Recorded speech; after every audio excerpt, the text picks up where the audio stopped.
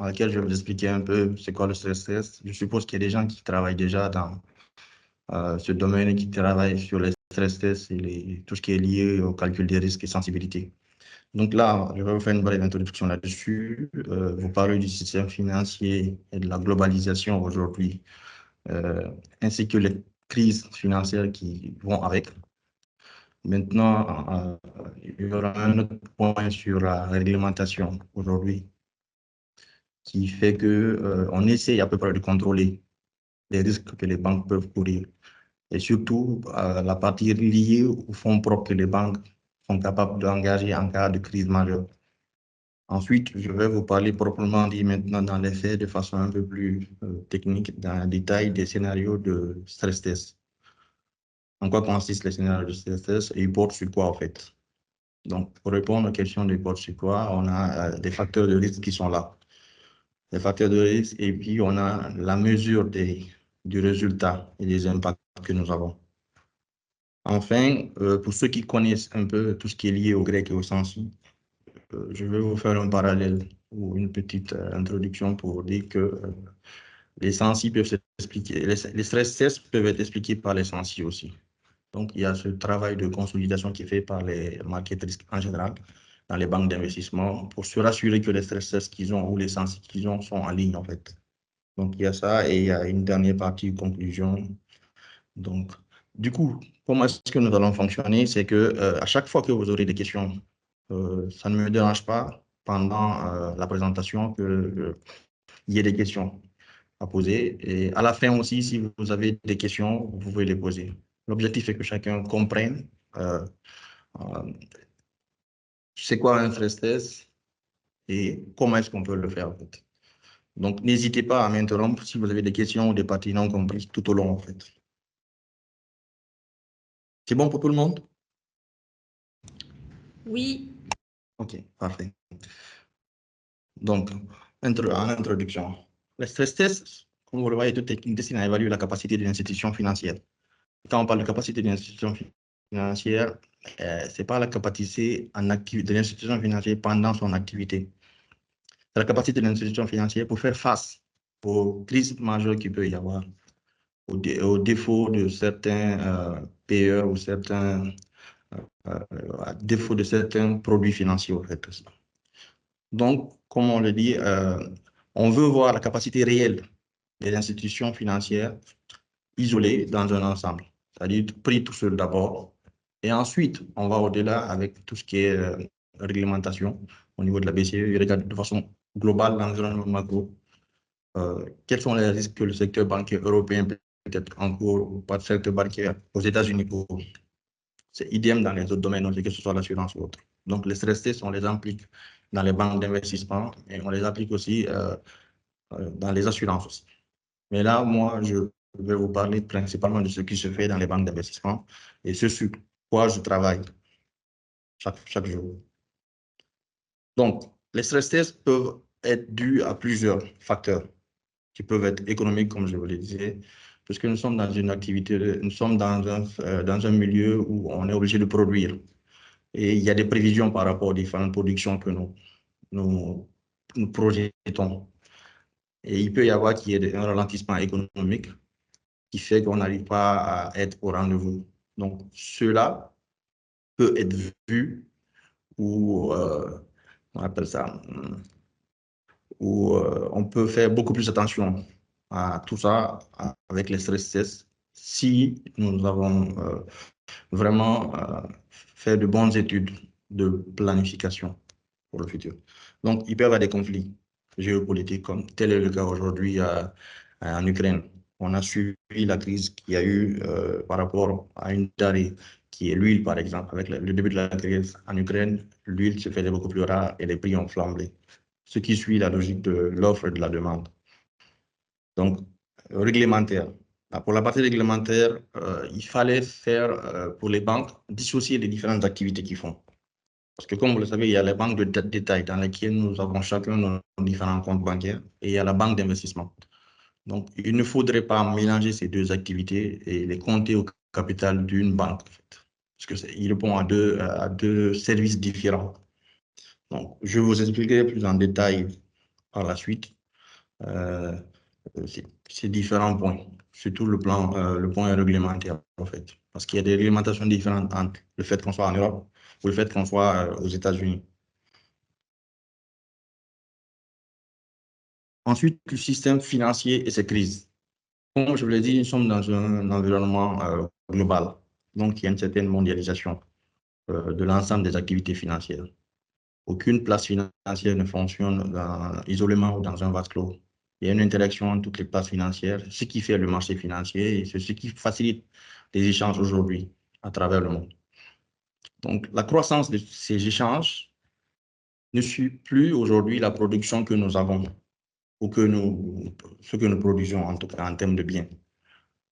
Et cela est dû à la spéculation qu'il y a aujourd'hui entre ce que nous avons au niveau de la production de façon réelle et ce que nous avons au niveau des marchés financiers. Donc, les chiffres, quand vous les regardez sur les places financières par rapport aux différents matières premières, par exemple, ou à l'immobilier, par rapport aux différents produits qui sont fabriqués par la finance de marché aujourd'hui, ils sont complètement décorrélés de la réalité réelle sur le terrain. Donc, ce qui peut poser des problèmes. Et cela nous conduit au prochain point qui est la bulle spéculative. Donc, aujourd'hui, les rendements ne sont plus basés sur la, euh, les flux de dividendes, c'est-à-dire qu'à la fin de chaque exercice ou à une certaine date donnée, tous les actionnaires ont droit à un certain rendement, parfois connu à l'avance, selon l'activité de l'entreprise de façon annuelle. Et aujourd'hui, les gens, ils se rémunèrent beaucoup plus sur la hausse des cours, c'est-à-dire on espère qu'on aura ça. Et si tel n'est pas le cas, cela peut engendrer une certaine bulle spéculative. Donc ça, c'est la définition qu'on donne de la bulle spéculative. Donc, une succession de bulles spéculatives peut nous mener à une crise financière. Et c'est quoi la crise financière? C'est le monde aujourd'hui tel que la globalisation nous l'impose,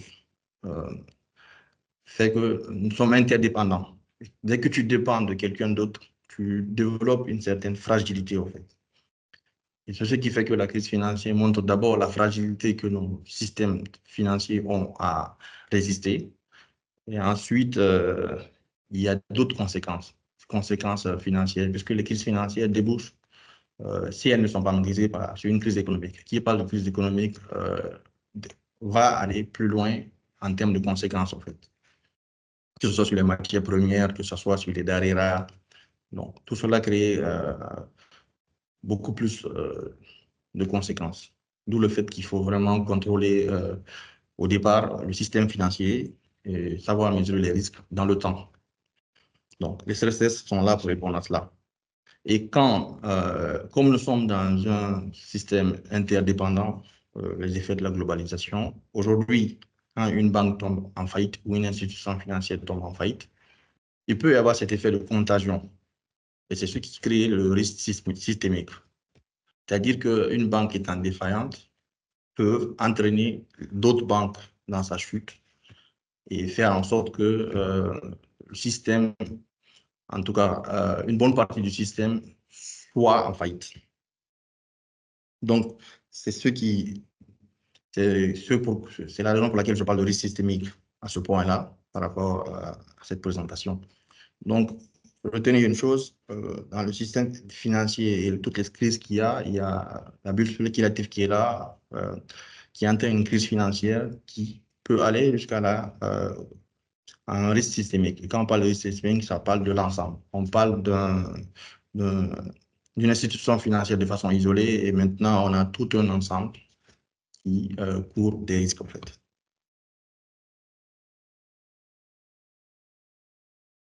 Donc, le prochain point, c'est sur la réglementation européenne.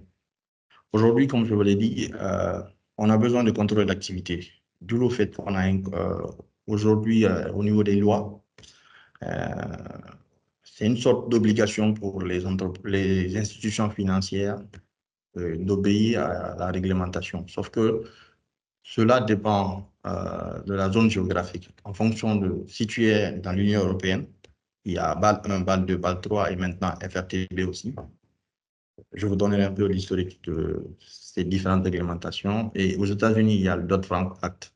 Mais tout ceci, vraiment, est mis en place au niveau des banques et vraiment pris au sérieux après la crise des subprimes en 2007. Donc, du coup, les accords de Bâle sont des accords de réglementation bancaire signés dans la ville de Bâle ensuite et élaborés par le comité de Bâle. Cela dit quoi? C'est qu'il faut un minimum de capitaux propres pour assurer la solidité financière des banques. Et ça, c'est tout un... on aurait pu faire une présentation sur ça aussi, sur les méthodes de calcul des fonds propres. Je sais que sur BAL 2, on était à 9% des fonds propres que les banques devaient détenir. Aujourd'hui, je ne sais pas quelle a été l'évolution et les méthodes de calcul. Je pense qu'il y a eu un exposé qui a été déjà fait ici sur BAL.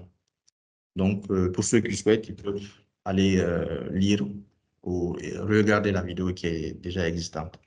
Donc, les accords de Bâle 1 signés en 1988, Bâle 2 pour renforcer les premiers accords mis en place en 2004 et 2008, et vraiment pris au sérieux après la crise de subprimes en 2008. Les accords de Bâle 3 ont été publiés en 2010 et leur mise en œuvre est prévue en 2012 et 2000. Actuellement, différentes institutions financières sont là-dessus, en fait, sur les accords de Bâle. Et aujourd'hui, on parle de TBP, Fundamental Review of the Trading Book, souvent appelé par 4. Là, il est clairement dit qu'il faut faire une dissociation entre le banking book et le trading book. Le banking book, c'est ce que la banque détient, mais qui n'est pas amené à céder, c'est-à-dire que ce soit les immeubles ou les capitaux propres, alors que le trading book, c'est ce que la banque détient dans ses actifs, mais qui est amené à céder à court, moyen ou long terme. C'est tout ce qui est produits financiers, actifs financiers. Donc, il faut faire une législation claire de cela, en fait, pour pouvoir avoir une meilleure visibilité sur les institutions financières globalement. Vous êtes toujours là? Oui, on t'entend. Ça marche. N'hésitez pas si vous avez des questions. C'est très clair pour l'instant. Ça marche. Donc, ensuite, la réglementation aux États-Unis. C'est l'équivalent de la réglementation en Europe. BAL 1, BAL 2, BAL 3, FRTB dont je vous ai parlé. Aujourd'hui, la réglementation aux États-Unis, on parle de Dodd-Frank Act. Donc, c'est la même chose. À la suite de la crise de 2007 des crédits, cette réglementation a été mise en œuvre. La crise de 2007, c'était quoi? C'est que les ménages qui n'ont pas toutes les garanties nécessaires pour pouvoir avoir des prêts immobiliers, les institutions financières se sont mis à les accorder ces prêts-là, mais comme ils n'avaient pas toutes les garanties, donc ils payaient des taux d'intérêt beaucoup plus élevés et la durée des prêts allait jusqu'à 25 à 30 ans. Donc, il arrive à un certain moment, c'est-à-dire les prêts étaient vraiment, les gens les prenaient en 2001 et 2005. En 2007, ça a atteint un certain niveau, ça veut dire un quart des prêts qu'il y avait aux États-Unis. Et du coup, on avait 6 millions de prêts comme ça, immobiliers. Donc, les banques, les institutions financières, comme aux États-Unis, ce n'était pas protégé à l'époque. Parce qu'aujourd'hui, par exemple, en France, quand les prêts aux ménages moins favorisés sont couverts par la loi d'une certaine façon et on fait beaucoup plus attention. Et aux États-Unis, à l'époque, il n'y avait pas ces différentes réglementations. Donc, les institutions financières n'étant pas limitées, ils l'ont fait en misant sur quoi? Sur le boom immobilier. C'est-à-dire que même si le prêteur n'arrivait pas à rembourser les prêts, eux, ils pouvaient revendre le bien immobilier plus cher parce qu'il y avait le boom immobilier. Donc, ils misaient sur ça et au-delà de ça, ils ont fait un phénomène qu'on appelle la titrisation. La titrisation, c'est quoi? C'est de prendre ces prêts-là et faire des produits financiers qu'ils ont ensuite revendus aux investisseurs. Mais à quels investisseurs? Les investisseurs qui voulaient gagner beaucoup plus que le taux qu'il y a sur le marché. Donc, les hedge funds en particulier et puis certains actionnaires se sont mis à acheter ces titres.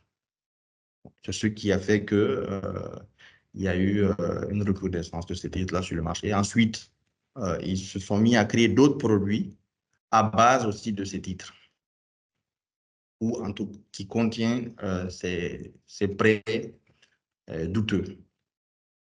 Donc, à un moment donné, le boom immobilier n'étant pas au rendez-vous, les investisseurs cherchant à se débarrasser de ces titres qui ne valent plus rien se sont retrouvés avec des titres dans leur portefeuille qui ne valent plus rien. Et les banques et les institutions financières ayant ces éléments-là à leur actif, d'autres sont tombés en faillite, comme AIG par exemple et Lehman Brothers et d'autres banques qui ont subi des pertes sévères.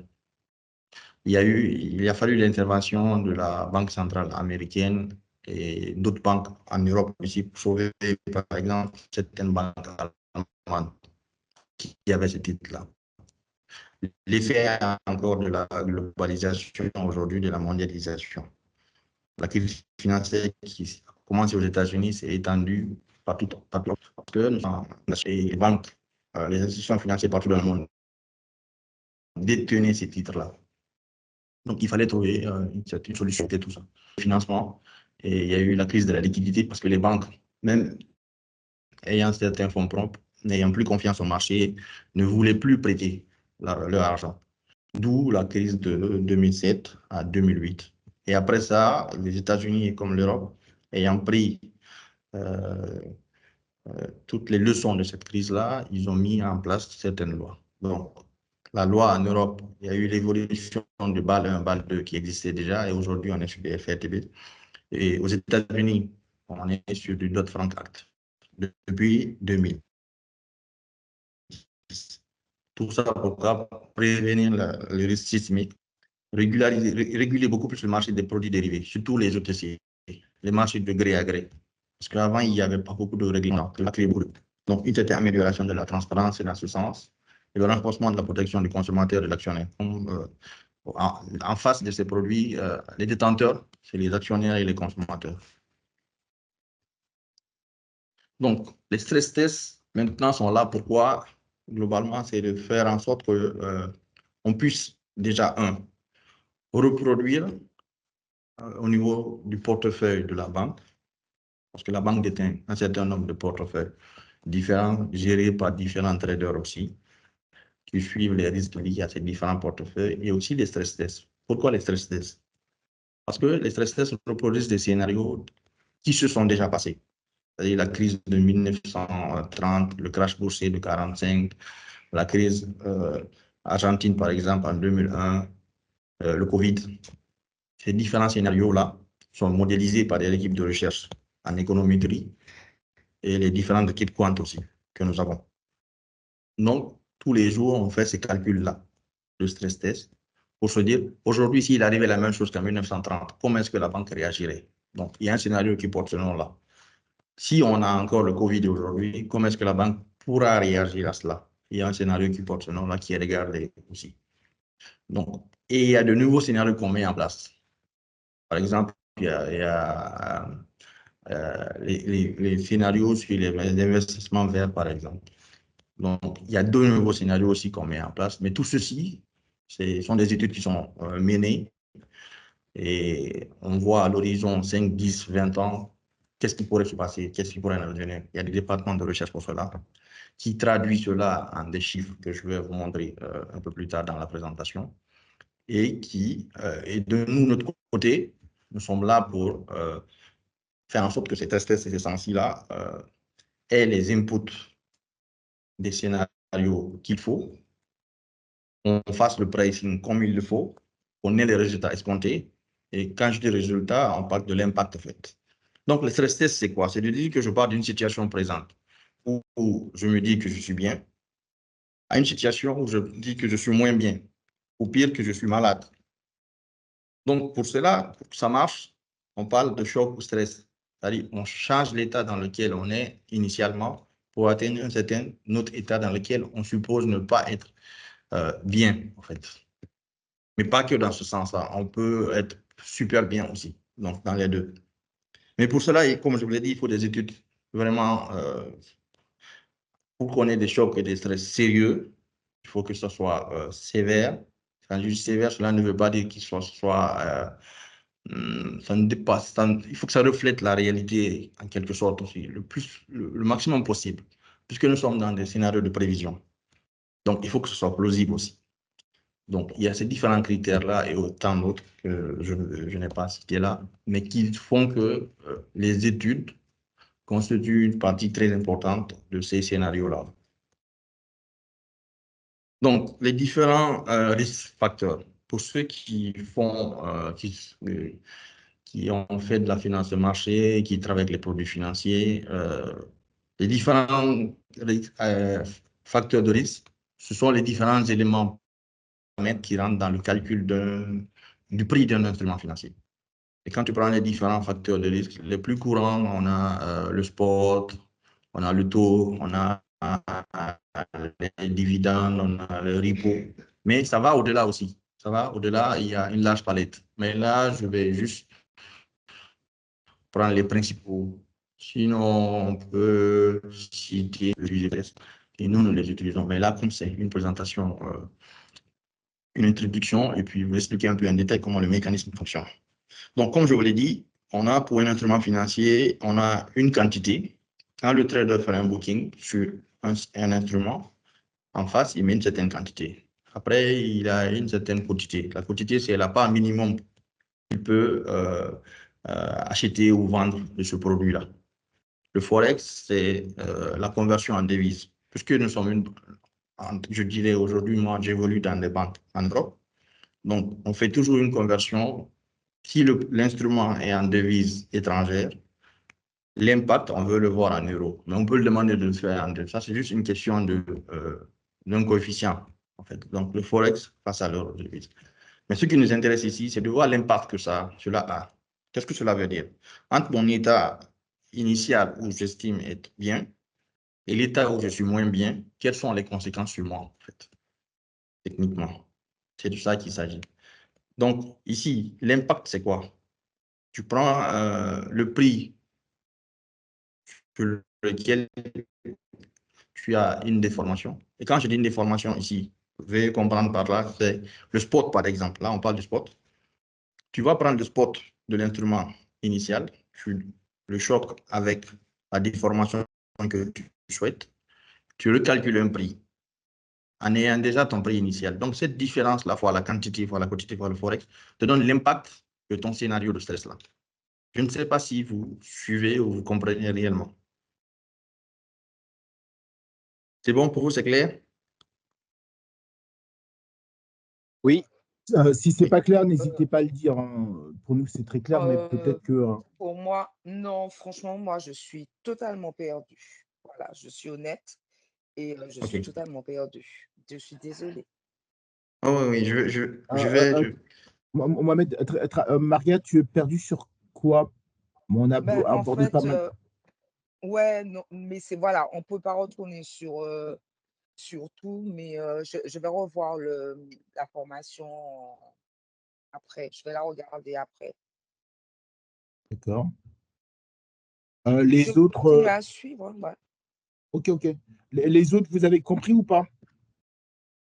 Oui, Mohamed, d'abord, merci pour cette présentation bien constructive. Alors moi, par contre, j'ai une question par rapport les chocs. Oui, Donc là, on a la formule pour une méthode parmi d'autres pour l'application des chocs. Mais pour oui. les chocs, comment on calcule ces chocs appliqués sur la market data? Et voilà, j'aimerais bien savoir quelles sont les méthodes de calibration et de calcul de OK. ces chocs qu'on applique. Une très bonne question. Très bonne question. OK. Du coup, ce que je te disais, c'était sur le point de commencer à rentrer dans le détail, en fait, pour vous expliquer comment est-ce que ça se passait. En fait, avec les études qu'on mène, on nous renvoie une matrice aujourd'hui avec des chocs qu'on veut. Chaque élément ici, chaque colonne, c'est un scénario différent de l'autre. Si vous regardez bien. Ici, le scénario, supposons SV001. On veut choquer le spot de 25%, choquer la vol de 20% et recalculer un prix ce prix, c'est ce prix-là que j'appelle le prix choqué. Alors que le prix initial, ici, le prix initial, c'est on n'a fait aucun choc de spot, aucun choc de vol, ce qui correspond à ce scénario SV 102 ici. Vous voyez mon écran là et la souris.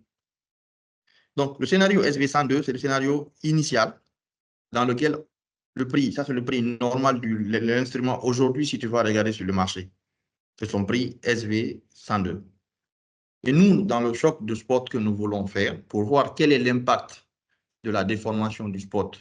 Le spot, pour rappel, c'est quoi? C'est le prix du sous-jacent pour les produits dérivés. Le prix du sous-jacent, le prix d'exercice du sous-jacent pour les produits dérivés. Donc, je choque le spot de 25%. Maintenant, ça dépend du type de produit. Si tu as un produit linéaire, le calcul, il est vite fait. C'est 1 plus 1, X, la valeur aujourd'hui fois 1 plus V. Et tu calcules maintenant le prix de ton produit. Maintenant, si c'est pour des produits complexes, il y a des méthodes de calcul aussi. Tout dépend du type de produit. La vol aussi, c'est identique. J'aurais pu vous montrer un peu comment est-ce que ça se passe. Peut-être à la fin, je vais vous montrer un fichier dans lequel je recalcule la vol.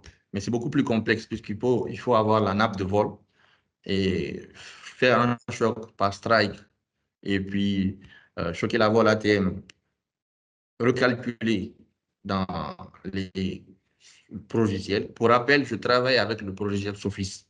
Je ne connais que ça. Donc là, c'est de façon bref. J'essaie de vous montrer. On fait un choc de 25% de la vol, un choc de 20% du spot. C'est ce qui correspond au scénario SV001. Supposons que je prends ce SV034. Cela correspond à un choc de spot de 12%, un choc de vol de 100%. Oui. Donc, et aussi, il y a plusieurs critères. Là, j'ai mis quelques-uns. La liste est longue. On peut avoir des critères sur le fait que ce soit l'instrument financier, il est dans un pays non émergent ou il est dans un pays émergent. On pourrait aller plus loin aussi en disant que c'est un indice ou une action. Cela voudrait dire quoi? Donc, tu es non émergent, tu es indice, voici les choses qu'il faut appliquer. Tu es non émergent, tu es action, voici les choses qu'il faudrait appliquer. Tu es émergent, voici les choses appliquées. Tu es émergent et indice, voici les choses qu'il faudrait appliquer. Donc, la liste est longue. Mais là, je veux juste introduire, montrer pour que tout le monde, vous ayez une certaine idée de comment est-ce que ça se passe. Malgré que dans les détails, c'est encore beaucoup plus long, beaucoup plus technique pour pouvoir expliquer le tout aujourd'hui, par exemple. D'accord, c'est bien clair. Merci. C'est bien clair. Et ces paramètres de choc, c'est des paramètres réglementaires? C'est des paramètres réglementaires qui ont été donnés soit, parce qu'on a deux types de stress. On a les stress internes et on a les stress réglementaires qu'on appelle BCE. Donc, les stress internes, soit ils sont calculés en interne, soit ils sont fournis par la BCE. Ok, ça marche, merci. Et derrière, salut Mohamed, j'ai une question. Oui. C'est quoi les différences entre un facteur de risque de type spot et celui de type vol? Un facteur de risque de type spot, cela voudrait dire que ce produit est sensible au spot.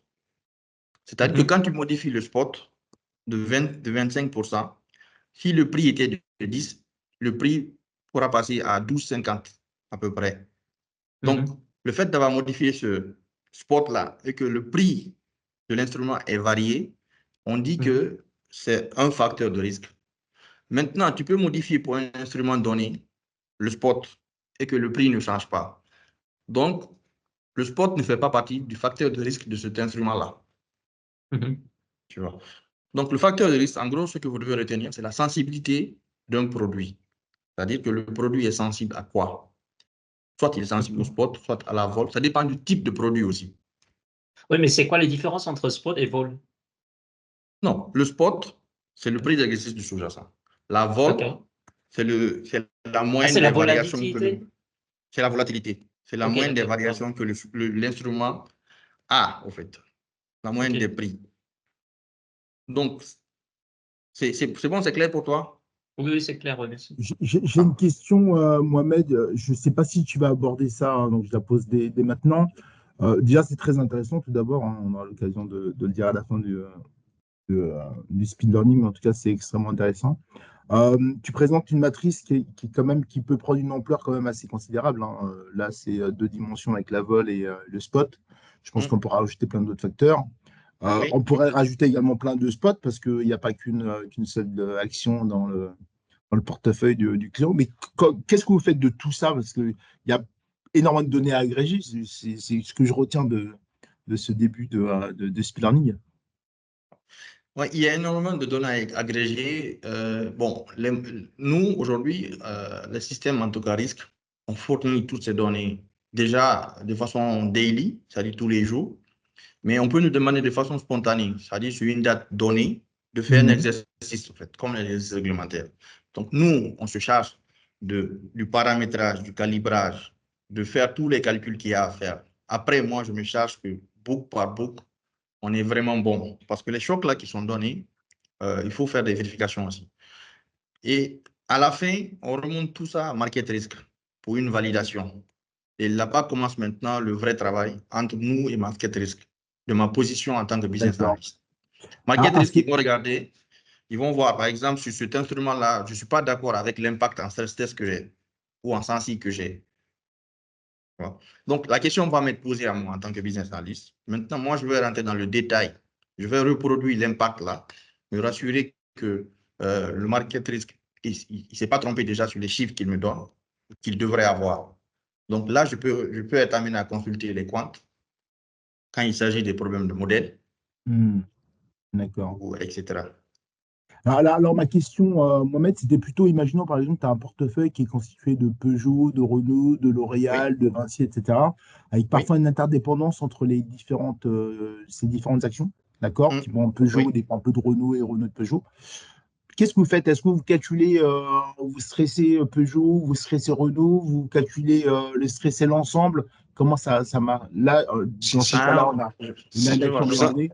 Tout ça, et messieurs, dames, si je peux me permettre, peut-être que Mohamed l'a dit, mais avec d'autres termes, ce serait un peu peut-être plus facile à comprendre. Faire des scénarios de stress test, ça revient en fait à établir une série de données de marché sur lesquelles on va rejouer tous les indicateurs, PNL, VAR et Sensi. Et donc, en fait, ce qu'explique, je pense, Mohamed, c'est qu'il y a un certain nombre de scénarios qui sont prédéfinis. Et un de ces travaux, c'est donc de donner la valeur de ces données de marché qui ensuite sera intégrée par l'équipe Market Data pour lancer des traitements PNL et risques adaptés. Donc en fait, il peut y avoir autant de scénarios possibles que de situations qu'on souhaite imaginer. Et c'est ce qu'il a expliqué tout à l'heure aussi, c'est qu'il y a des scénarios qui sont, on va dire, réglementaires. Lorsqu'on a des stress tests à faire pour la BCE, c'est des scénarios qui sont imposés. Et il y a des scénarios qui peuvent être internes pour effectivement voir la capacité de fonds propres, en tout cas jusqu'à quelle limite de stress la banque peut faire face. Je ne sais pas si Mohamed, j'ai un peu résumé ce que tu nous as présenté tout à l'heure. Oui, tu as bien résumé. Et pour répondre à la question du Toussaint aussi, je pense que j'ai compris. Voilà.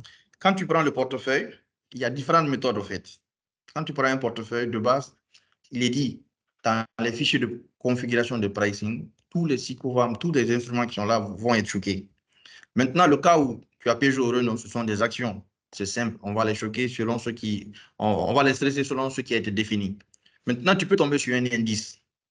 Un indice, lui, il a plusieurs sous-jacents.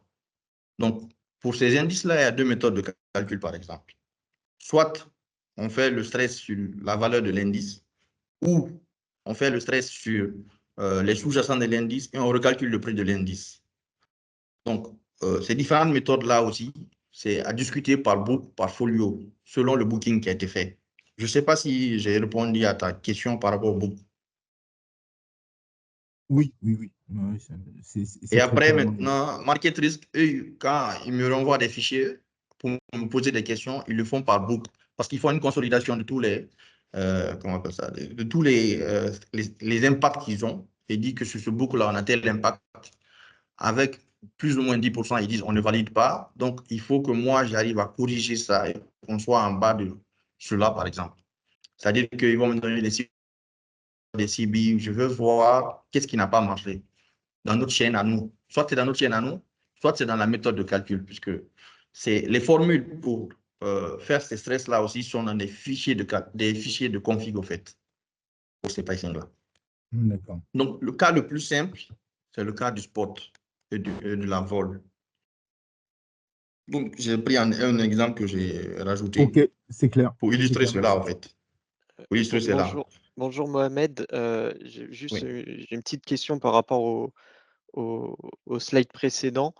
Donc là, quand je regarde la matrice, il y a une réglementation, enfin un scénario qui s'appelle SV001 qui correspond à un choc sur le spot de 25% et un choc de vol de moins 25% aussi. Effectivement. Ça correspond à quel type de cas concret? Parce que d'habitude, on a tendance à penser que quand le spot il va baisser, la volatilité, elle va exploser plutôt que baisser de moins 25%. Non, dans ce cas-là, par exemple, ça, c'est juste des scénarios qui sont donnés. Et eux, si cela correspond à un de leurs scénarios, ils regardent et puis ils se disent, parce que ça, ce n'est pas nous qui les configurons. Et les différents cas de figure, nous, réellement, on peut pas, moi, je ne peux pas interpréter. C'est-à-dire que, bon, le cas où le spot est à moins 25% et la vol est à moins 25% sur un call, un put ou une vanille, tu vois, ou un swap, ça correspond à tel ou tel cas. C'est eux, Market Risk, qui ont on appelle ça, qui ont mis en place cette matrice-là pour leurs besoins à eux. Tu vois? D'accord. Mais ça veut dire que c'est eux qui ont qui ont ce cas de figure-là, mais ils considèrent qu'il y a très peu de chances que ce scénario-là arrive. Bon, ça, je ne pourrais te le dire, qui considère qu'il y a très peu de chances que cela arrive, tu vois, parce que nous, on reçoit un certain nombre de scénarios. On ne cherche pas à comprendre sur tous ces scénarios-là ce que ça voudrait dire réellement. On cherche plutôt à garantir que la valeur est tamponnée, la valeur que nous avons au niveau du pricing. On assure que nous, au niveau du pricing, la valeur est bonne. Maintenant, l'interprétation que eux, ils ont, parce que eux, ce sont des purs fonctionnels, des métiers, ils ne font que regarder ça et ils savent ce à quoi ça correspond en fait. Et pourquoi est-ce que quand on a ça, on a cet impact-là sur ce folio-là, où on ne devrait pas, parce que ça dépend aussi de la nature du folio. Donc, ils regardent les scénarios en fonction du book qu'ils ont, du portefeuille. C'est ce que je sais à ce niveau-là en termes d'interprétation. D'accord, ok. Bah, merci beaucoup. N'hésitez pas si vous avez des questions. L'objectif est que tout le monde comprenne au fur et à mesure. Parce que plus on avance, plus ça devient un peu complexe. Oui. J'ai une question, en fait. Pour choquer en fait, les facteurs de risque, là, ce qu'on voit, c'est toujours linéaire. Il n'y a pas d'autre façon de faire? Bon, si c'est linéaire, par exemple, quand tu prends une action, directement, tu le vois. Je vais vous montrer un fichier Excel tout à l'heure, dans lequel, dès que tu prends une action, par exemple, totale, si tu fais un choc de 12% du spot, tu n'as même pas besoin d'aller sur un logiciel pour faire ça. La majeure partie des calculs aussi tu peux le refaire à la main, c'est-à-dire dans Excel. Sauf que ça peut prendre beaucoup plus de temps que prévu. Parce que, par exemple, pour la vol, il faut reprendre toute la nappe de vol. La formule est assez longue. Moi, j'ai réussi à refaire le choc de vol sur Excel, mais je vais vous montrer la formule, elle est assez longue à mettre en place. Mais il me fallait ça pour pouvoir justifier certains chocs et dire que nous, de notre côté, Stress Test et Sensi, on fait réellement ce que Marketrice nous a dit de faire, en fait. D'accord. Donc, ça veut dire qu'il y a plusieurs façons de faire les chocs, mais bon. Oui, il y a plusieurs façons. Par exemple, les chocs, pour appliquer les chocs, il y a plusieurs méthodes. Hein. Tu peux appliquer un choc de spot relatif, un choc de spot absolu. Tu vois, il y a différentes méthodes aussi. Tu peux. Oui, vas-y. D'accord. Ok, merci. Non, mais ça dépend aussi des produits. Si on veut stresser un fix forward, il nous faut du spot et des courbes de taux. Donc on va aussi stresser les courbes de taux. Si on veut stresser une position de change, on ne stresse que le spot. Ouais. Voilà. Donc, ça dépend du produit. Il y a plein de données de marché, des produits de taux, ainsi de suite. Et en fonction de la manière dont ces produits sont pricés, donc la manière dont on calcule le prix théorique, et ben c'est ces indicateurs-là qui, pardon, ce sont ces données qui sont stressées. Si ce produit fait appel à une courbe de taux, on stresse la courbe de taux. Si ça fait appel à de la vol, on stresse la vol, et ainsi de suite. D'accord. Et pour la corrélation entre les actifs, comment on l'intègre dans la définition des chocs?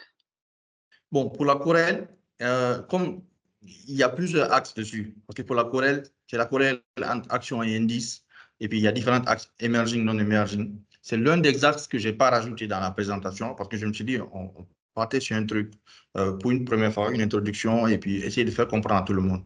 Mais effectivement, il y a la querelle qui existe aussi, et d'autres axes. Il y a le vol taux, par exemple, il y a plusieurs autres axes. Mais dans cette présentation, je n'ai pas traité de la querelle, je n'ai pas mis de données de la querelle plutôt. Mais je pourrais te répondre. La querelle se fait sur les actions et les indices. Et en décuplant de la même manière aussi, c'est-à-dire non-emerging, emerging, et puis, on appelle ça, les autres classifications, que ce soit en fonction de la devise, de la zone géographique aussi. Mais peut-être qu'on verra, je verrai avec Toussaint et Meir après, si on peut aller un peu plus loin, comme ça intéresse. C'est très intéressant, on peut aller un peu plus loin et rentrer plus dans le détail aussi. D'accord. OK. Donc, pour le spot, je vous ai mis un exemple pour que ça soit beaucoup plus matériel et compréhensif. Donc, le logiciel Sophis, comme je vous l'ai dit, c'est le logiciel que moi j'utilise, que je connais très bien. Donc, aujourd'hui, sur le Sophis, quand tu prends cette vanille cash div, par exemple, le prix, quand tu le prices, tu as 56, 157 compris à une date donnée. Et quand vous venez dans la matrice que je vous ai montré tout à l'heure en exemple, vous voyez que le scénario EDA SV 0,40 par exemple ici, quand tu descends à 0% du spot, 0% de la vol, tu as le même prix. C'est ce que je vous ai expliqué précédemment. Cela correspond au prix initial, non choqué. Et là, vous voyez maintenant, quand tu fais le spot à 25% par exemple, et la vol à 30%, vous avez ce prix-là. Le spot à 25%, la vol à 30%, vous avez ce prix. Et dans l'exemple suivant que je vais vous montrer, on essaye d'atteindre ce prix-là. C'est-à-dire, on veut un spot à 25% et une vol à 30%, ce prix-là. Et quand vous regardez dans la maquette, voilà, vous voyez la partie simulation ici. Il y a le spot qui est là. Donc, quand tu veux modifier le spot, par exemple, tu fais ton choc de spot. On dit le choc de spot, si c'est en relatif, c'est 1 fois le prix fois 1 plus V, la valeur du choc, c'est-à-dire 25%, moins 25%. Et là, tu l'inputes ici, tu fais un recalcul. Tu auras la valeur du spot à moins 25% et après, tu choques la vol. Et quand tu recalcules le prix, tu devrais tomber sur ça. Donc, moi, quotidiennement, ce que je fais, je ne fais pas que me fier au système, en fait. J'arrive à reproduire la majeure partie, en tout cas, des prix et à comprendre comment est-ce que c'est calculé. Comment est-ce que les déformations sont faites, comment est-ce que c'est calculé, et faire le rapprochement entre ce que moi je fais sur ma fiche Excel et Sophis. Donc, quand j'arrive à faire des déformations sur ma fiche Excel de ce que j'ai compris, je reproduis exactement la même chose aussi dans Sophis pour me rassurer puisque ça sert de référence. Donc, ici, vous voyez que le prix initial, quand on fait les scénarios de stress, c'est la même chose ici. Et je vous rappelle que c'est deux systèmes différents. Sophis, c'est un logiciel. Et là, à droite, sont faits à partir du batch, mais qui utilisent Sophis aussi. Donc, c'est deux modes différents en termes de système d'information, en fait. Mais si on arrive à avoir les mêmes chiffres, cela voudrait dire que les deux méthodes sont identiques. Et c'est ça l'objectif. Donc, sur la prochaine, là, c'était le choc de spot que je voulais vous montrer. Là, vous modifiez le spot, là, vous faites un recalcul. Là, le choc de vol, comme je l'ai dit, prix spot 25%, vol plus 30%. Le choc de vol, c'est beaucoup plus complexe, vous voyez. Il y a une certaine formule avec des racines. Ça encore, c'est l'ancienne formule de choc de vol qui était beaucoup plus simple, en fait. Et là, vous voyez que sur le Eurostock, par exemple, 50, quand tu prends l'Eurostock 50, parce que la vanille cash div là, l'underlying, si vous remarquez ici, c'est le Eurostock 50. Donc, le choc de spot, c'est-à-dire quand tu dis le spot, c'est le prix d'exercice du sous-jacent. Donc, le choc de spot doit être fait sur l'underlying, et c'est ce qu'on a fait ici pour ce produit-là. Et la vol, c'est la vol de l'underlying, du sous-jacent. Donc, quand tu prends la vol, tu as les différentes maturités, les différents strikes. Donc, tu dois choquer toutes les maturités et tous les strikes en fonction du choc qu'on t'a dit de faire. Et là, moi, j'arrive à le reproduire sur Excel, par exemple. Je prends cette nouvelle matrice de choc avec la formule qui est là, je le remets dans Office, je recalcule, je tombe exactement sur le même prix que le batch donne. Donc, vous voyez que là, j'ai fini, je recalcule la nappe de vol, je remets dans Office, ici, je remets dans Office. Voici le nouveau prix spot. Et le premier prix spot, quand vous remarquez, c'était 3435. Quand tu fais moins 25% de ce prix spot, tu as 4200. Et puis, tu recalcules la nappe de vol. Tu inputes dans la matrice de vol ici. Tu as 498, 99. Et ce qui est là. Le premier exercice n'a pas été facile, mais à force de le faire, tu finis par bien maîtriser comment est-ce qu'il faut le faire et comprendre. L'objectif principal de cet exercice, c'est de comprendre ce que tu fais. Qu'est-ce qui est calculé par le système. Et les modèles aussi, ça permet d'aller un peu plus loin en termes de connaissance des modèles. Et voilà. Tu as toujours les quantes aussi qui sont là. En cas de, si tu as des questions sur certains modèles ou pourquoi est-ce que tu n'as pas le prix qu'il te faut, ils ont des explications parce que vous travaillez ensemble pour pouvoir rassurer Market Risk par rapport aux chiffres qui sont fournis. Donc, ça, c'est le choc de vol que je vous ai montré un exemple aussi. Donc, au final, dans le système, tu as le prix qu'il faut. Le choc spot vol, par exemple, de ça, tu as le prix qu'il faut. C'est plus 25% plutôt. Donc, plus 25% de ce spot-là, 3435. Quand vous faites 25%, vous avez ça, en fait, 4294. Et après, la nappe de vol, vous la modifiez aussi. Et puis, vous recalculez où vous avez ce prix-là. Donc, le scénario stress test, on l'a reproduit dans Sophis quasiment. Identique, et on a ce prix-là. Donc, ensuite, bon, désolé, là, je pense que j'ai reproduit la même page deux fois. Donc, après, il y a les autres facteurs de risque. Là, je vous ai parlé des facteurs de risque les plus simples, à mon avis. Il y a, comment on appelle ça, le spot et la vol. Maintenant, là, il y a l'autre facteur de risque qui est le taux. Comme Meyer l'a dit tout de suite, ça dépend du type de produit et de la sensibilité. C'est surtout ça là que vous devez retenir. Quand vous prenez un instrument financier, c'est quoi la sensibilité de cet instrument financier? Est-ce qu'il est sensible au spot, à la vol, au repo ou au taux? C'est en fonction de cela que le scénario du stress va s'expliquer. Il y a d'autres critères, par exemple la zone géographique, la devise et le secteur d'activité. Donc, vous voyez, quand on peut partir de cette matrice-là et faire plusieurs matrices. Donc, en réalité, moi, j'ai essayé de résumer un peu pour ne pas surcharger toute cette présentation, mais il y a tellement de cas qu'on ne pourra même pas évoquer dans cette présentation, dans cette première présentation. Donc, au niveau des facteurs de risque de taux, c'est la même chose aussi. Donc là, vous avez le taux, c'est les devises. Les devises par rapport à l'évolution du prix des devises par rapport aux maturités, c'est-à-dire dans le temps. Donc là, j'ai mis quelques devises principales, mais dites-vous qu'il y a à peu près une vingtaine de devises, généralement. Donc là, j'ai mis quelques devises principales que tout le monde pourrait connaître. Mais toutes les autres devises sont concernées. Les pays émergents, non émergents, toutes les autres devises sont concernées. KWD et plein d'autres, en fait. Donc là, je vous ai donné une idée, par exemple. Ça, c'est le scénario à la hausse qu'on appelle T001. Scénario à la baisse, T002. Donc, à la hausse, on te dit l'euro, tu lui appliques ça. À la baisse, tu lui appliques ça. Et etc., etc. Et puis, les chiffres peuvent varier en fonction. Tout ceci, là aussi, est fourni et on fait les calculs. Donc, tu prends la même chose. Si l'instrument est sensible au taux et que la coupe de taux, là, par contre, il faut retenir une chose, c'est que la coupe de taux doit être de l'euro. Si la coupe de taux, c'est l'euro, pas la devise de l'instrument, mais plutôt la coupe de taux affiliée à l'instrument. Si c'est de l'euro, tu choques l'euro avec les différentes valeurs qui sont là et tu recalcules un prix choqué, prix unité, quantité, forex, etc. Et puis tu as l'impact. L'impact, l'élément essentiel aussi, c'est ce qui te donne une idée du résultat que ton stress fournit. Et ça te permet de te positionner dans le temps. Pour te dire, oui, s'il y a ça, ou avec le Covid, mes stress me donnent tel, donc il faudrait peut-être que je change mon booking, que je diminue la quantité de produits que j'ai. En tout cas, que tu prennes de meilleures décisions. Donc, ça, c'est par rapport au taux. Après, ça, on a les dividendes, la même chose aussi. Donc, la dividende, on te dit, bon, il faut que les dividendes de 30% à la hausse, à la baisse plutôt, 22% à la hausse. C'est quoi les dividendes? Je pense que vous connaissez, c'est les rendements, c'est ce qu'on paye aux actionnaires pour la détention d'une participation, que ce soit action ou tout autre type. Donc, ça aussi, pour qu'on calcule les risques par rapport à ces dividendes-là, c'est parce que quand tu as un instrument financier, puis il y a une tombée de coupon, le prix le lendemain peut être nul ou le prix peut changer, drastiquement baisser.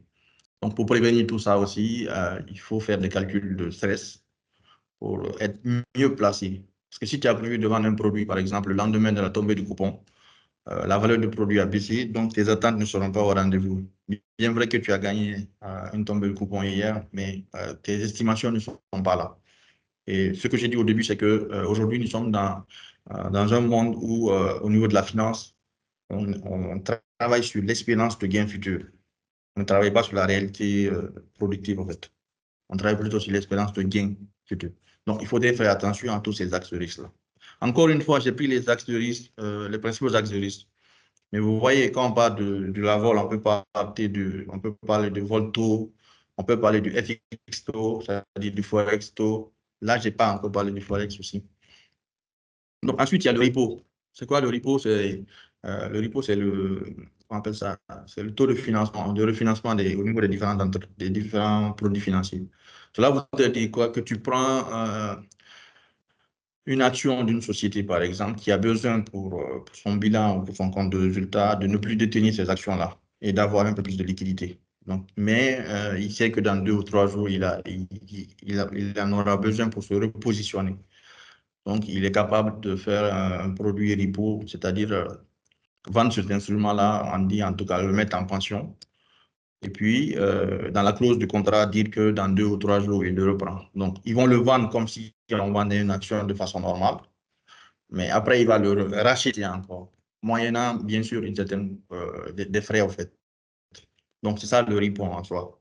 Donc, le repo sur des actions, sur des indices aussi, ça suit une certaine maturité. Et c'est à 6 mois, 1 an.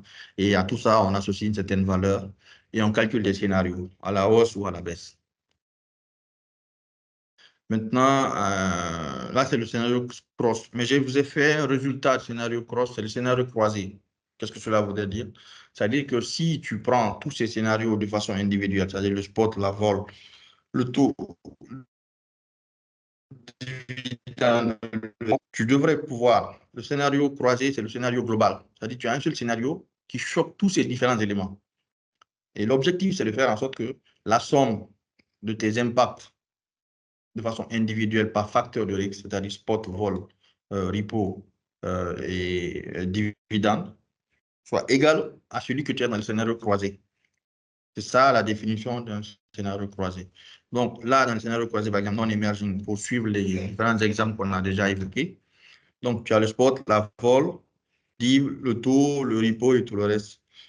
Donc ce scénario, c'est 0,01. Tu fais une somme de différents spots, vol 0,15, dividende à la hausse, taux à la baisse, crédit spread.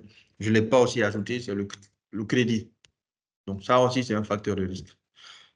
Et là, tu as le repo aussi. Donc pour tous ces différents éléments aussi, market risque en tout cas, qu'est-ce qu'ils font? Ils font une réconciliation. Et quand le scénario croisé n'est pas égal à la somme de tous les scénarios sur les facteurs de risque de façon individuelle, là, il me remonte aussi un problème. Ils me disent qu'ils ne sont pas en ligne, qu'est-ce qui ne va pas? Donc, je suis obligé de revoir un à un tous ces scénarios, est-ce qu'ils sont bien calculés? Pourquoi on n'a pas les bons en fonction des types de produits encore? Donc, vous voyez que ça peut aller du plus simple au plus compliqué. Il faut s'adapter en tout cas. Donc, ça, c'est la partie scénario croisé. L'objectif final étant ça. Donc, là, j'ai essayé de vous expliquer, en tout cas brièvement, le stress test, les différents scénarios qu'on peut mettre en place, ils sont liés à quoi, quelle est la nature des différents chocs qui peuvent faire en sorte que nous soyons en difficulté ou qu'il y ait une crise financière. Mais je vous ai parlé de notre approche qui est l'approche 106 fois choc aussi.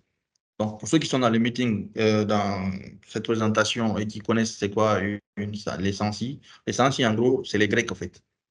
C'est-à-dire delta, vega. Delta, c'est pour le spot. Vega, la vol, l'euro, le taux, il y a le repo et epsilon pour les dividendes. Donc, on est capable d'expliquer aussi, de faire un stress et de l'expliquer par les 106 fois choc. Puisque les stress, c'est la grande, les 106, on le fait fois une granularité de 1%. Et les chocs, ce sont des multiples.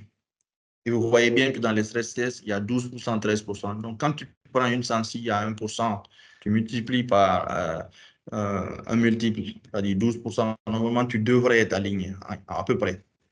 Bon, tu peux ne pas être aligné ou être ça peut être approximatif quand ça concerne des produits qui ne sont pas linéaires et ça concerne aussi des facteurs de risque un peu plus complexes, par exemple la vol.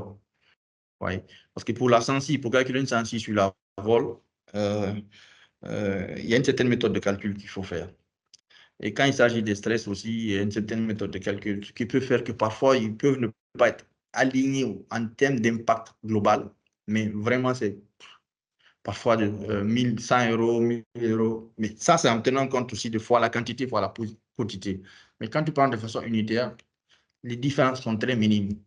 En général, nous sommes alignés. Donc, il y a ce travail-là aussi qu'on fait régulièrement, parce que Market Risk, quand ils demandent des stress tests, ils ne demandent pas de sensi. Donc, qu'est-ce qu'ils font? Ils vont sur la production du jour, ils regardent les sensi, ils multiplient par les chocs qu'ils ont, et ils font la comparaison avec le stress test. Donc, moi, de mon côté, j'ai des remontées quotidiennes sur ces genres de trucs que je suis chargé de résoudre, au fait, de comprendre si la sensi est bien calculée ou si les stress tests sont calculés, et faire ce rapprochement entre les deux. Donc, vous pouvez retenir cela aussi. On peut toujours faire des stress tests à partir de ce sensi. Donc, il y a ça aussi. Donc, j'arrive à la fin. Je pense qu'il est 13h30, c'est bon. Si vous avez des questions ou des parties non comprises, n'hésitez pas à poser des questions. Et même après, ceux qui veulent me contacter peuvent me contacter. Je suis disponible sur le Teams de Algofi. Je peux répondre aux questions à tout moment aussi ou partager certaines informations pour ceux qui le souhaiteraient aussi. Donc, merci à tous d'avoir assisté. J'attends vos questions alors. Oui, moi j'aurais une petite question juste pour revenir sur le slide des BAL 1, BAL 2, BAL 3, donc Okay. enfin 4. Donc moi j'ai compris que bon, le but des stress tests c'était d'avoir de calculer une quantité de fonds propres que la banque doit détenir pour faire face à des chocs. Est-ce que ces fonds propres, c'est on va dire des liquidités qui sont placées en réserve pour pouvoir encaisser le choc? Ou est-ce que, dans, ces calculs de fonds propres, on va aussi prendre en compte la possibilité de, liquider des, actifs comme des actions ou, des obligations qui sont, des produits qui normalement sont faciles à vendre et qui du coup rapportent, enfin ramènent de la liquidité rapidement à partir du marché? Oui, en fait, au niveau des banques ou des institutions financières, en fait, l'objectif, c'est de regarder, comme tu l'as dit, à un instant T, est-ce que s'il y a une crise financière, la banque est capable aujourd'hui d'être solvable? Cela voudrait dire quoi? Qu'il y a assez de liquidité pour payer tous les clients qui sont là et faire face à tous ces engagements. Donc, c'est de voir si on arrête l'activité de l'entreprise de la banque aujourd'hui, est-ce que la banque peut faire face? D'accord. Mais alors du coup, L'objectif n'est pas de calculer ses fonds propres ou de les placer. Parce que tu vois, quand tu prends le bilan de l'entreprise, au niveau du passif, mais passif qui compte beaucoup, il y a le capital. C'est ce capital-là et le fonds propre, c'est ce qui te permet de financer l'actif du bilan d'une entreprise. Et tout ce qui est acquisition, tout ce qui est valeur mobilière, comment on appelle ça, immobilier, tous ces sujets sont financés par ce capital-là. Donc, c'est de voir réellement qu'est-ce que l'entreprise, l'institution financière a en propre sans l'activité et que l'institution peut faire face à tous ses engagements et honorer tous ses engagements. C'est principalement ça, parce que si l'institution financière n'arrive pas à honorer tous ses engagements, les actionnaires ou les clients de cette institution, ce sont des citoyens. Donc, à un moment ou à un autre, l'État ou, par exemple, là, tu as, soit c'est la France ou l'Union européenne, ils sont obligés de mettre à la poche pour intervenir. Et ça crée d'autres phénomènes. Donc, l'objectif, c'est que chacun soit solide pour faire face à ces engagements. Et ça, selon les études, cela requiert un minimum de fonds propres pour avoir une certaine activité. Parce qu'aujourd'hui, les banques, ils peuvent spéculer. Ils vont sur une activité beaucoup plus grande et ils n'ont pas les fonds propres nécessaires. Ils utilisent peut-être les fonds des actionnaires ou des clients. Donc, l'objectif, c'est de dire que tu mèneras une activité à la hauteur des fonds que tu as et qui te permettent de mener ces activités-là sans mettre en danger tes clients ou tes engagements, en fait. C'est ça l'objectif réel. D'accord. Alors, j'ai peut-être pas totalement compris du coup ta réponse, mais par exemple, juste si on prend des chiffres, on dit par exemple, si pour survivre à une nouvelle crise des subprimes, il faut que tu aies, je dis une bêtise, 30 milliards de fonds propres. Non, non, Est-ce non, que mais ça veut dire. Antoine, c'est un peu différemment qu'il faut raisonner. D'accord. Une société a des fonds propres. Alors, on va pas rentrer dans la définition purement comptable, mais en gros, les fonds propres, c'est l'accumulation des bénéfices faits par une société non distribuée. D'accord? Donc, on va dire que ce n'est pas quelque chose que tu peux forcément varier en cours d'année. Et c'est un peu différemment qu'il faut raisonner. C'est que si, quand tu joues des stress tests, ta perte est supérieure à tes fonds propres, ça t'oblige à réduire ton exposition. L'exposition que tu as au niveau de tes produits financiers est trop importante et donc tu dois réduire ta valeur, tu dois solder des positions. C'est plutôt comme ça qu'il faut voir la chose. C'est les fonds propres comme si c'était une donnée fixe et le fait de jouer tes stress doivent permettre que tu aies assez d'argent dans tes fonds propres pour pouvoir faire face à une perte énorme. Donc, là, ce qui va fluctuer, c'est tes positions et non pas tes fonds propres. D'accord, OK. Et le jour où tes pertes sont supérieures aux fonds propres, c'est ce qu'expliquait tout à l'heure Mohamed, tu es en faillite. Et donc, le scénario de cette faillite, c'est d'avoir assez d'argent dans ses fonds propres pour faire face à toutes les pertes et donc faire que la banque reste toujours, entre guillemets, solvable.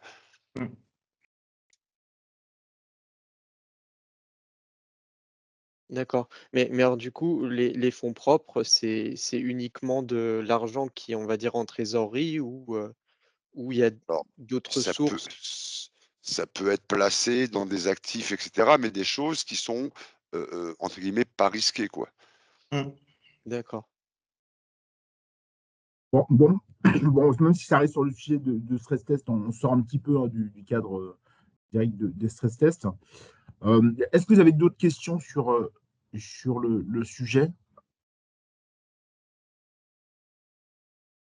Pas une question, mais là, à la fin de la présentation, j'ai beaucoup mieux compris, en fait. Merci, Mohamed. Merci à tout le monde. Super. Une toute dernière petite question. Mohamed, tu as dit tout à l'heure qu'il y a deux types de stress tests. Il y a les stress tests réglementaires qui répondent à des exigences et il y a des stress tests internes qu'on peut utiliser pour d'autres fins. Donc, ma question, c'est par rapport aux stress tests internes, quelles sont les méthodes utilisées? Est-ce que c'est purement qualitatif en fonction du jugement des experts ou bien il existe des méthodes quantitatives basées sur des stress tests qu'on peut utiliser comme outil d'aide à la décision? Oui, les deux méthodes existent, mais tout dépend encore une fois du département des études au fait. Parce que tu vois, je te donne juste un exemple sur la méthode quantitative. La méthode quantitative, c'est les modèles. C'est tout ce qu'on a. La méthode qualitative aussi, c'est lié, par exemple, tu peux avoir bon, la méthode qualitative est beaucoup plus rare.